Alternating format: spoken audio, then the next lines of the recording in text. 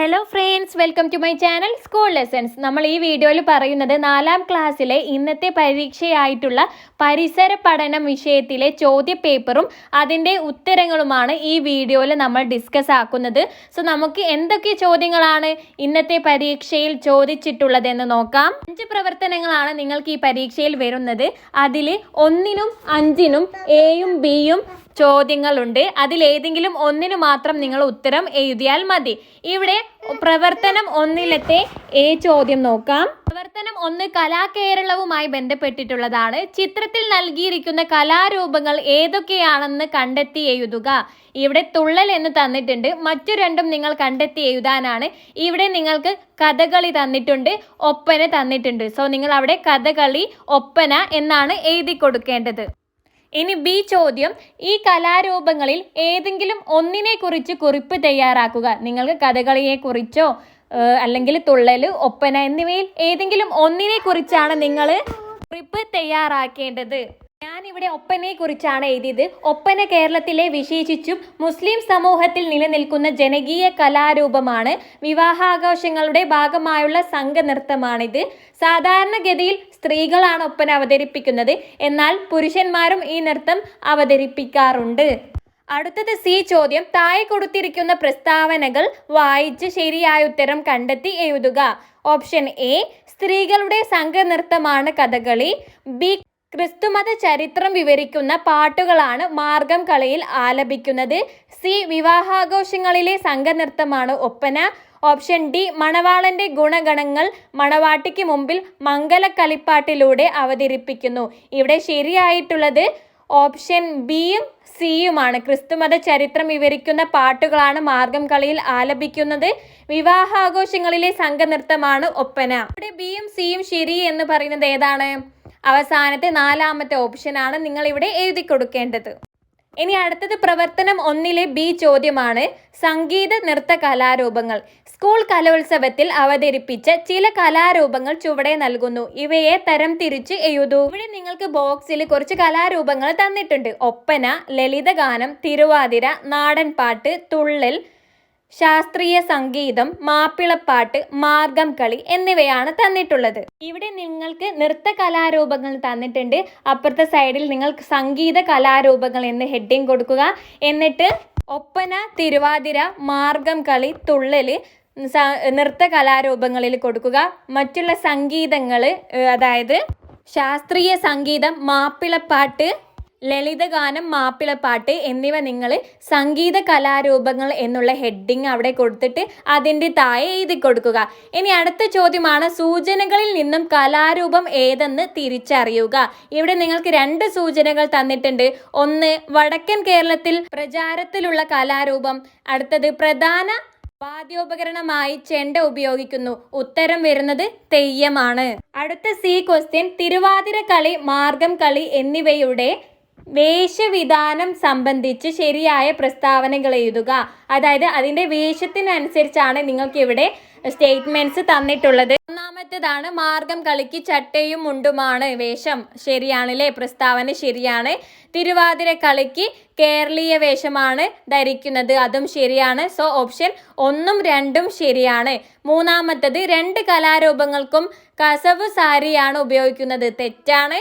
4ാമത്തത്, ഇവയ്ക്ക് പ്രത്യേക വേഷവിധാനം ഇല്ല. അതും തെറ്റാണ്. സോ ഇവിടെ നിങ്ങൾ ഓപ്ഷൻസ് 1ഉം 2ഉം ശരി എന്നുള്ളതാണ് എഴുതേണ്ടത്. അടുത്തത് പ്രവർത്തനം 2 പലതരം പക്ഷികൾ. പക്ഷികളുടെ ശരീരഭാഗങ്ങൾ തിരിച്ചറിഞ്ഞ് അവയുടെ ആഹാര സംഭരണ രീതിയെ അനുസരിച്ച് അവ ഏത് വിഭാഗത്തിൽ പെടുന്നവയെന്ന് എഴുതുക. ഇവിടെ ആദ്യം ഒന്നാമത്തേത് എന്താണ് തന്നിട്ടുണ്ട്? വെള്ളത്തിൽ ഇര തേടുന്നവർ. ആദ്യത്തിൽ ഒരു കൊക്കിന്റെ ചിത്രമാണല്ലോ തന്നിട്ടുള്ളത്. അതിന് നേരെ എഴുതിയിട്ടുണ്ട് വെള്ളത്തിൽ ഇര തേടുന്നവരാണെന്ന്. ഇനി രണ്ടാമത്തേത് നോക്കിക്കേ, ഒരു പരുന്തിന്റെ കാൽപാദങ്ങളാണ് ഇവിടെ തന്നിട്ടുള്ളത്. പരുന്തുകൾ എങ്ങനെയാണ് ഇര തേടുന്നത്? ഇരയെ റാഞ്ചി പിടിച്ചാണ്. സോ നിങ്ങൾ അവിടെ ഇരയെ റാഞ്ചി പിടിക്കുന്നവർ എന്ന് എഴുതി കൊടുക്കുക. ഇനി മൂന്നാമത്തെ ചിത്രത്തിൽ തന്നിട്ടുള്ളതാണ് തേൻ കുരുവയാണ് അല്ലെ, നീളത്തിലുള്ള ചുണ്ടാണുള്ളത്. അതാണ് അതിന്റെ പ്രത്യേകത എന്ന് പറയുന്നത്. അത് തേൻ നുകരുന്നവരാണ്. സോ നിങ്ങൾ അവിടെ തേൻ നുകരുന്നവർ എന്ന് എഴുതി കൊടുക്കുക. അടുത്തതാണ് ഇവിടെ നിങ്ങൾക്ക് പക്ഷികളുടെ സവിശേഷതകൾ ഉൾപ്പെടുത്തി കടങ്കഥകൾ നിർമ്മിക്കൂ എന്നാണ്. ഇവിടെ ഉദാഹരണം തന്നിട്ടുണ്ട്. പച്ച കലർന്ന നീല നിറം, കാലുകൾക്കോ ചുവപ്പ് നിറം, വലുപ്പത്തിൽ ചെറുതെങ്കിലും, ജലാംശയങ്ങൾക്ക് സമീപം കാണും ഞാൻ, ഇഷ്ടാഹാരം ചെറുമത്സ്യങ്ങൾ, പല നിറങ്ങളുള്ള തൂവലുകൾ, ചീ ചീ ചീ ശബ്ദം ചൊല്ലും, ആരാണ് ഞാൻ എന്നാണ് ചോദിച്ചിട്ടുള്ളത്. ആരാണിത്? മീൻ കൊത്തിയാണല്ലേ. നിങ്ങൾക്ക് ഇനി ഇതേപോലെ താഴെ താറാവിൻ്റെയും കാക്കയുടെയും ചിത്രം തന്നിട്ടുണ്ട്. നിങ്ങൾ ഇതേപോലെയുള്ള കടങ്കഥകളാണ് ഇവിടെ നിർമ്മിക്കേണ്ടത്. താറാവിന് നമുക്ക് എന്ത് എഴുതാം? ഞാൻ കരയിലും വെള്ളത്തിലും ജീവിക്കുന്നു, എനിക്ക് പരന്ന കാൽപാദങ്ങളുണ്ട്, എനിക്ക് നീന്താൻ അറിയാം, ഞാൻ മീനുകളെ കഴിക്കും, ഞാൻ ക്വാക്ക് ക്വാക്ക് എന്ന് പറഞ്ഞ ശബ്ദമുണ്ടാക്കും എന്നൊക്കെ നിങ്ങൾക്ക് എഴുതി കൊടുക്കാവുന്നതാണ്. ഇനി കാക്കയെ കുറിച്ച് എന്ത് എഴുതാം? ഞാൻ കറുപ്പ് നിറമാണ്, ഞാൻ കാക്ക സൗണ്ട് ശബ്ദമുണ്ടാക്കും, ഞാൻ എല്ലാത്തിനെയും കഴിക്കും, ഞാൻ ആകാശത്തിലൂടെ പറക്കും. സോ ഇതാണ് നിങ്ങളിവിടെ കാക്കയെ കുറിച്ച് നിങ്ങൾക്ക് എഴുതാൻ പറ്റിയൊരു കടങ്കഥ. ഇനി നമുക്ക് അടുത്ത പ്രവർത്തനം നോക്കാം. പ്രവർത്തനം 3 പരീക്ഷണം തയ്യാറാക്കാം എന്നാണ്. ഒരു പ്ലാസ്റ്റിക് കുപ്പി എടുത്ത് അതിൻ്റെ വായ് ഭാഗത്ത് ഒരു ഈർക്കിളോ തീപ്പെട്ടിക്കുള്ളിയോ വയ്ക്കുക. ശക്തിയായി അകത്തേക്ക് ഊതുമ്പോൾ ഈർക്കിൾ പുറത്തേക്ക് തെറിക്കുന്നു. എന്തുകൊണ്ടായിരിക്കും? താഴെ നിങ്ങൾക്ക് കുറച്ച് പ്രസ്താവനകൾ തന്നിട്ടുണ്ട്. അതിലേതാണ് ശരി എന്ന് അതിന് നേരെ നിങ്ങൾ ശരി എന്ന് അടയാളപ്പെടുത്തുകയാണ്. ഇവിടെ താഴെ തന്നിട്ടുള്ള പ്രസ്താവനകൾ: കുപ്പിക്കകത്ത് നിലനിൽക്കാൻ സ്ഥലമില്ലാത്തതിനാൽ ഈർക്കിൽ പുറത്തേക്ക് വന്നു, കുപ്പി ചെറുതായതിനാൽ ഈർക്കിൽ അകത്തേക്ക് കടക്കാൻ കഴിഞ്ഞില്ല, കുപ്പിക്കുള്ളിൽ വായു ഉള്ളതിനാൽ ഈർക്കിലിന് അകത്തേക്ക് കടക്കാൻ സാധിച്ചില്ല, വായു കുപ്പിക്കുള്ളിൽ ഇല്ലാത്തതിനാലാണ് ഈർക്കിൽ പുറത്തേക്ക് പോയത്. ഇവിടെ ശരിയായിട്ടുള്ള പ്രസ്താവന എന്ന് പറയുന്നത് കുപ്പിക്കുള്ളിൽ വായു ഉള്ളത് കൊണ്ട് ആണ് ഈർക്കിലിന് അകത്തേക്ക് കടക്കാൻ സാധിച്ചില്ല എന്നുള്ളതാണ്. ഓപ്ഷൻ സി ആണ് ഇവിടെ ശരിയായിട്ടുള്ള ഉത്തരം. ഇനി ബി ചോദ്യം: ശക്തിയായി ഊതുമ്പോൾ ഈർക്കിൽ കുപ്പിക്കകത്തേക്ക് കടക്കണമെങ്കിൽ പരീക്ഷണ ഉപകരണങ്ങളിൽ എന്ത് മാറ്റം വരുത്തണം? എന്ത് ചെയ്താൽ മതി? കുപ്പിക്ക് നിങ്ങൾ ഒരു ഓട്ട ഇട്ട് കൊടുത്താൽ മതി. അപ്പോൾ എന്താണ്? അതിൻ്റെ ഉള്ളിൽ വായുവിന് നിൽക്കാൻ കഴിയില്ല. അതുകൊണ്ട് വായു അവിടെ ഇല്ലാത്തത് കൊണ്ട്, കുപ്പിയിൽ ഇല്ലാത്തത് കൊണ്ട് ഈർക്കിൾ എന്താണ്? കുപ്പിക്കകത്തേക്ക് പോകുന്നതാണ്. അടുത്ത ചിത്രത്തിൽ നിങ്ങൾക്ക് കുറച്ച് വസ്തുക്കൾ തന്നിട്ടുണ്ട്. ഇതനുസരിച്ച് ഒരു പരീക്ഷണം തയ്യാറാക്കി നിങ്ങളുടെ നിരീക്ഷണങ്ങളൊക്കെ താഴെ തന്നിട്ടുള്ളതിൽ എഴുതാനാണ്. നിങ്ങൾ എന്ത് ചെയ്യുക? ഒരു കുപ്പി എടുത്ത് ഹേമറും ആണി ഉപയോഗിച്ചിട്ട് ഒരു ഹോൾ ഉണ്ടാക്കുക. എന്നിട്ട് അതിൽ ഒരു ഈർക്കിൽ കൊള്ളി വെച്ചിട്ട് അകത്തേക്ക് ഊതുമ്പോൾ എന്താണ്? ഉള്ളിലേക്ക് പോകും. കാരണം എന്താണ്? അവിടെ ഓട്ടയുള്ളത് കൊണ്ടാണ്. സോ നിങ്ങളുടെ നിരീക്ഷണം എന്താണ്? വായുവിന് നിലനിൽക്കാൻ വേണ്ടിയിട്ട് സ്ഥലം ആവശ്യമാണ്. ഇവിടെ നമ്മളൊരു തുള ഉണ്ടാക്കി കൊടുക്കുമ്പോൾ എന്താണ്? അവിടെ വായുവിന് നിലനിൽക്കാൻ കഴിയില്ല. അതുകൊണ്ടാണ് നമ്മൾ ശക്തിയായിട്ട് ഊതുമ്പോൾ ഈ ഈർക്കിൽ കൊള്ളി അകത്തേക്ക് പോകുന്നത്. പ്രവർത്തനം 4: ഉത്സവങ്ങൾ പലതരം. സ്കൂൾ പ്രദർശന ഹാളിൽ വിവിധ ഉത്സവങ്ങളുടെ ചിത്ര പ്രദർശനം നടക്കുകയാണ്. 4ാം ക്ലാസ്സിലെ കൂട്ടുകാർ നടത്തുകയാണ്. പ്രദർശനത്തിലെ വിവരങ്ങൾ പൂർത്തിയാക്കാൻ അവരെ സഹായിക്കൂ എന്നാണ് പറഞ്ഞിട്ടുള്ളത്. ഇവിടെ തൃശ്ശൂർ പൂരം, അതിനെക്കുറിച്ചുള്ളത് തന്നിട്ടുണ്ട്. ചെണ്ടമേളം, നെറ്റിപ്പട്ടം കെട്ടിയ ആനകൾ, വെടിക്കെട്ട്, കുടമാറ്റം. ഇവിടെ നമ്മൾ എഴുതി കൊടുക്കേണ്ടത് ഓണാഘോഷവുമായി ബന്ധപ്പെട്ടിട്ടുള്ള കാര്യങ്ങളാണ്. നമുക്ക് എന്ത് ചെയ്താൽ ഓണസദ്യ, ഓണപ്പാട്ട്, തിരുവാതിരക്കളി, പൂക്കളം എന്നിവയെ നിങ്ങൾക്ക് ഇവിടെ എഴുതി കൊടുക്കാവുന്നതാണ്. അടുത്ത ചോദ്യം: ഓണം, തൃശ്ശൂർ പൂരം എന്നിവയെ സംബന്ധിച്ച് ശരിയായ പ്രസ്താവനകൾ ഏതെന്നാണ്. നിങ്ങൾക്ക് താഴെ തന്നിട്ടുണ്ട് 3 എണ്ണമാണ്. ഓണം കേരളത്തിൻ്റെ ദേശീയ ഉത്സവമാണ്, അത് ശരിയാണ് അല്ലേ. പൂരങ്ങളുടെ പൂരം എന്നാണ് തൃശ്ശൂർ പൂരം അറിയപ്പെടുന്നത്, അതും ശരിയാണ്. ഇവ രണ്ടും അനുഷ്ഠാന കലാരൂപമാണ്, ഇതല്ല. സോ ഇവിടെ ഉത്തരമായിട്ട് വരുന്നത് 1ഉം 2ഉം ശരി എന്നാണ്. ഓപ്ഷൻ സി ആണ് നിങ്ങൾ ഇവിടെ എടുത്തെഴുതേണ്ടത്. അടുത്തത് പ്രവർത്തനം 5-ൽ എ ചോദ്യവും ബി ചോദ്യമുണ്ട്. അതിൽ ഏതെങ്കിലും ഒന്നിന് മാത്രം ഉത്തരം എഴുതിയാൽ മതി.